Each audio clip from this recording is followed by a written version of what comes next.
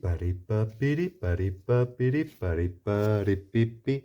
Si los cures comen mucho, llueu fae mucho cuchu.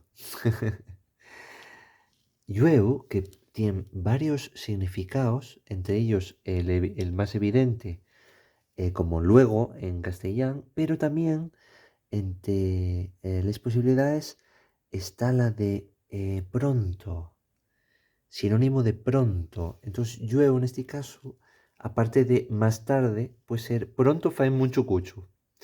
Si, si comen mucho, enseguida, sería como enseguida. Y bien, cuchu, la palabra mítica de bueno, abono, estiércol, también con otro significado.